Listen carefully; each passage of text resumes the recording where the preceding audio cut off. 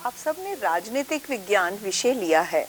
इसमें दो पुस्तकें आपके पास होंगी, भारत का संविधान, राजनीतिक सिद्धांत। आज हम राजनीतिक सिद्धांत से आरंभ करेंगे और जानेंगे कुछ विचारधारा और राजनीतिक विचारों का योगदान। एक सामान्य व्यक्ति के विचार और सोच अपने देश के प्रति कैसे हैं, वह सरकार के प्रति वह क्या आकांक्षाएं व भावनाएं रखता है, क्या वह एकजुट होकर नई प्रक्रियाओं को सीखने के लिए एक विकासशील दृष्टिकोण रख पाएगा। राजनीतिक सिद्धांत आप सभी को प्रोत्साहित और प्रेरित करेंगे। देश विदेश के अध्ययन से विचारों को अधिक स्पष्ट और सटीक तरीके भी मिलेंगे, जो आप सभी को अच्छा नागरिक बनने में सहयोग देंगे तथा आपको आपके अधिकारों के प्रति जागरूक करेंगे, क्योंकि आप सभी तो देश का भविष्य हैं। आप चाहे राजनीति में सक्रिय ना हो, पर अपनी विचारधारा से देश को सुदृढ़ बना सकते हो। आप सबने राजनीतिक विज्ञान के बारे में कक्षा 10वीं में पढ़ा होगा, परंतु 11वीं कक्षा में हम इसके बारे में विस्तार पूर्वक अध्ययन करेंगे। आप सभी ने पिछली कक्षा में आज़ादी के आंदोलन के बारे में पढ़ा होगा। क्या हम सभी को एक दिन में आज़ादी मिल गई थी? विचार करो।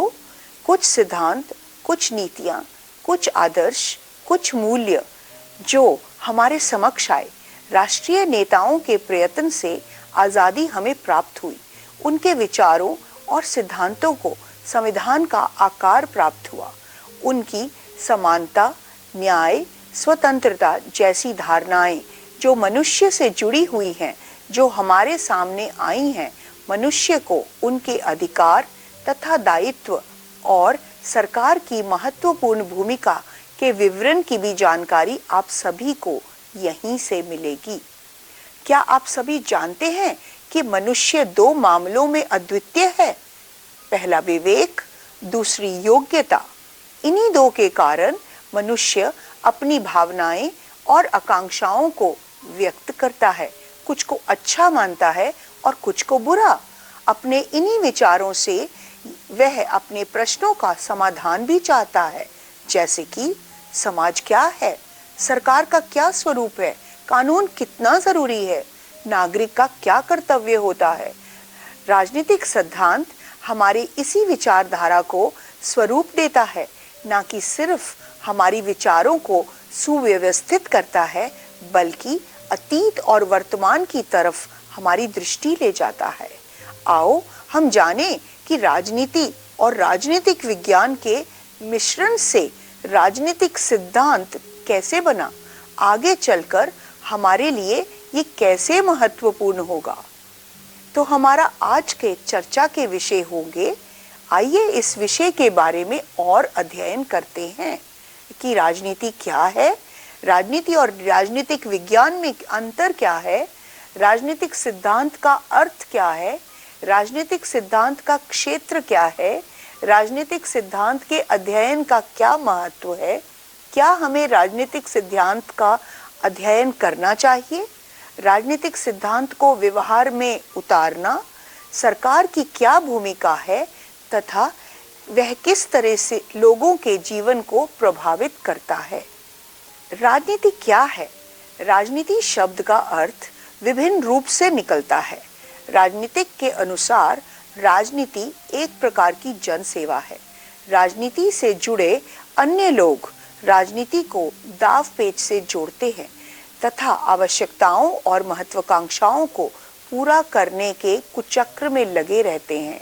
परंतु आज के समय में कुछ लोगों के लिए राजनीति वही है जो राजनेता करते हैं, जैसे कि राजनीतिक घोटाला, हिंसा, झूठे वायदे और अन्य अवांछनीय गतिविधियों से भी इसे जोड़ते हैं। इन्हीं सब के संदर्भ में बहुत लोग कहते हैं कि आज मुझे राजनीति में ना रुचि है और मैं इससे दूर रहना चाहता हूँ। परंतु ये समझना भी बहुत ज़रूरी है कि कोई भी समाज राजनीतिक संगठन और सामूहिक निर्णय के बिना अपना अस्तित्व नहीं रख सकता है। हमने आज पहले भाग में यह जाना कि राजनीति क्या है तथा समाज के लिए राजनीति का होना महत्वपूर्ण क्यों है। हमने यह भी जाना कि राजनीतिक सिद्धांत राजनीति के प्रति एक व्यक्ति की सोच को और गहरा कर देते हैं तथा एक अच्छा नागरिक बनने के लिए मार्गदर्शन देती है। तो आज आपका कार्य है प्रश्न 1, अखबार में से 3 राजनीतिक समाचार लिखो और राजनीतिक सिद्धांत से संबंधित विचारों को अपने शब्दों में लिखिए। प्रश्न 2, राजनीति हमारे दैनिक जीवन पर असर डालती है। इस आधार पर अपने एक दिन की दिनचर्या की घटनाओं का विश्लेषण कीजिए। प्रश्न 3, अरस्तु, सुकरात, गांधी, कौटिल्य, रूसो, इनमें से किन्हीं 2 के विचारों पर अनुच्छेद लिखिए। परंतु यह समझना भी बहुत जरूरी है कि कोई भी समाज राजनीतिक संगठन और सामूहिक निर्णय के बिना अपना अस्तित्व नहीं रख सकता। आइए एक कार्टून देखते हैं। बताएं इस कार्टून में क्या दर्शाया गया है।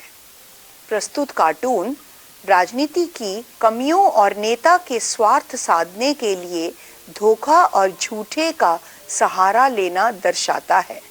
जैसे कि यहाँ पर एक बच्चे की माँ अपने नेता पति को राजनीति से संन्यास लेने को कह रही है तथा डर रही है कि उसका बेटा अपने पिता की तरह गंदी राजनीति में ना पड़ जाए। राजनीति और राजनीतिक विज्ञान।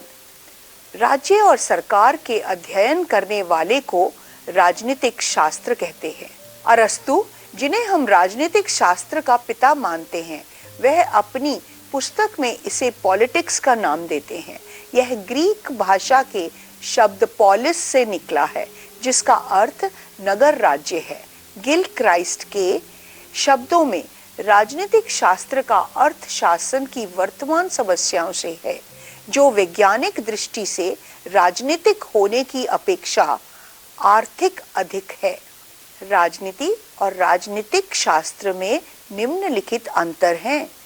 पहला, राजनीतिक शास्त्र का जन्म राजनीति से पूर्व हुआ।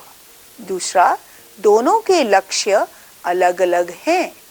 तीसरा, राजनीतिक शास्त्र विज्ञान अधिक है, जबकि राजनीति कला अधिक है। चौथा, दोनों की पद्धतियां अलग अलग हैं।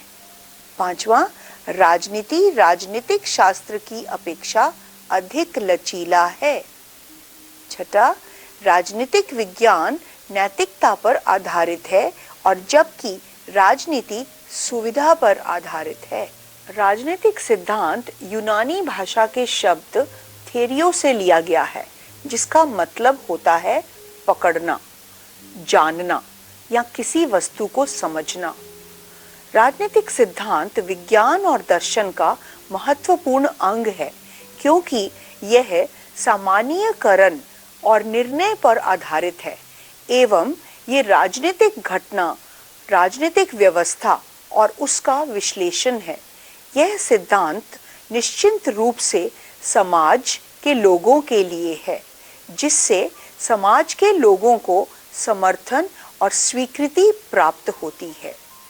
राजनीतिक सिद्धांत कुछ विचारों, नीतियों को व्यवस्थित रूप से प्रतिबिंबित करता है, जिससे हमारे समाज, जीवन, सरकार और संविधान पर असर दिखाई देता है। हमने आज पहले भाग में यह जाना कि राजनीति क्या है तथा समाज के लिए राजनीति का होना महत्वपूर्ण क्यों है। हमने यह भी जाना कि राजनीतिक सिद्धांत राजनीति के प्रति एक व्यक्ति की सोच को और गहरा कर देती है तथा एक अच्छा नागरिक बनने के लिए मार्गदर्शन देती है। तो अब ये जो कार्य हैं, अगर आपको अध्याय अच्छे से समझ में आया तो जो मैं कार्य आपको दूंगी, आपको उसमें ज़रूर रुचि आएगी। आपको एक बात सबसे पहले बता दूं, आपके राजनीतिक विज्ञान के लिए अखबार रोज पढ़ना बहुत ज़रूरी है। उसको आप अपनी दिनचर्या का एक भाग बनाओ और जब तक आप अखबार को पढ़ेंगे, उसको समझेंगे उसमें, तो आपके उन समाचारों को बहुत काम आएगा, आपके किताब, आपके सब्जेक्ट के लिए, आपके विषय के लिए ज़्यादा समझना। तो पहला प्रश्न मैं देती हूँ आपको, अखबार में से 3 राजनीतिक समाचार लिखो और राजनीतिक सिद्धांत से अपने संबंधित विचारों को अपने शब्दों में लिखो। आप जानते हैं कि जो पहला पेज होता है, जिसको हम हेड उसमें की सारी हेडलाइंस को आप पढ़िए, जो मुख्य मुख्य समाचार हैं वो आपको वहाँ मिलेंगे। पहला, तीसरा और 5वां पेज बहुत ही इम्पोर्टेंट होता है, हमेशा आप उसको अच्छे से पढ़ें। तो उसमें से आपको कोई भी देश के, विदेश के राजनीतिक समाचारों को, आप 3 समाचार को लिखो और उनमें राजनीतिक सिद्धांत से संबंधित विचारों को, क्या लिखा है उस अखबार में, उस न्यूज़ में क्या लिखा है, उस समाचार में क्या ज़रूरी है हमें जानने के लिए, क्या संदेश मिल रहा है, उस विचारों को आप अपने शब्दों में लिखिए। प्रश्न 2, राजनीति हमारे दैनिक जीवन पर असर डालती है। ये बहुत ही अच्छी उक्ति है और इस उक्ति से हम क्या समझते हैं, इस आधार पर अपने एक दिन की दिनचर्या की घटनाओं का विश्लेषण कीजिए। जैसे कि हमारे राजनीति का क्या प्रभाव पड़ता है, हो सकता है पड़ता है या नहीं पड़ता। एक उदाहरण के लिए, जैसे कि अगर आप आजकल देख रहे हैं, सारा अखबार भरा हुआ है बढ़ती महंगाई का प्रभाव, और हमारे ऊपर, हमारी दिनचर्या पर कैसे फर्क पड़ता है, आप उन घटनाओं का भी विश्लेषण कर सकते हैं। चाहे वो छोटी से छोटी चीज़ है, चाहे आपकी कॉपी और किताब का मूल्य है, और चाहे आपके घर में आने वाली सब्जियों का मूल्य है जिसके लिए आपके माता पिता परेशान हैं। तो उस तरह से आप दिनचर्या में उन घटनाओं का विश्लेषण कर सकते हैं। प्रश्न 3, अरस्तु, सुकरात, गांधी, कौटिल्य, रूसो, इनमें से किन्हीं 2 के विचारों पर अनुच्छेद लिखिए।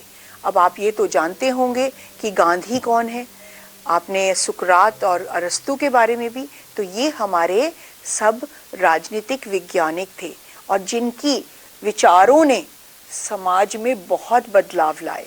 तो आप सबको इनके बारे में पता करना है और उनके कुछ विचारों को अपने नोटबुक में लिखना है। आज के दिन को मैं यहीं विराम देती हूँ।